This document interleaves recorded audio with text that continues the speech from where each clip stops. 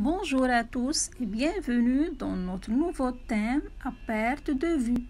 Cette fois-ci, on va décrire un paysage naturel. Ouvrez vos livres de lecture à la double page 68-69 et suivez avec moi. Regardez bien cette illustration.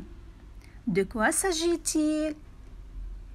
Il s'agit d'un paysage naturel. Est-ce un lieu réel ou de fiction? C'est-à-dire, c'est un lieu qu'on peut trouver réellement dans la vie ou imaginaire? C'est un lieu de fiction, imaginaire.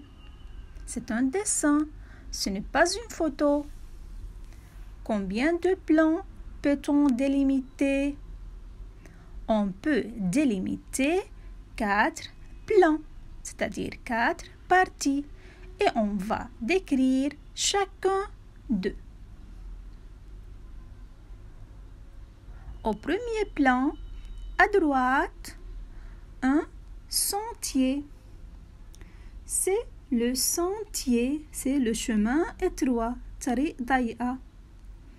Ce sentier est bordé de pins et de rochers descendant en zigzag de la montagne et une rivière, c'est la rivière que l'on peut passer grâce à un pont très étroit, c'est le pont.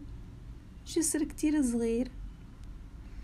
Au milieu, c'est-à-dire au deuxième plan, on peut trouver une vallée wadi traversée par le sentier qui nous guide jusqu'au château. C'est le sentier qui nous guide jusqu'au château.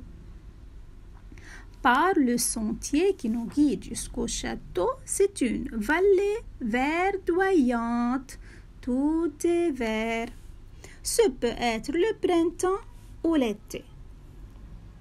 Au troisième plan, on trouve des falaises rocheuses qui se dressent à pic. Elles semblent monter la garde pour protéger ce site, protéger Tahmiyon. Et sur leur sommet s'étend une plaine verdoyante qui se fond au loin dans la brume. En arrière-plan, une chaîne de montagnes, beaucoup de montagnes, semble toucher le ciel et la neige couronne les plus éloignés. La neige se trouve au sommet de la montagne.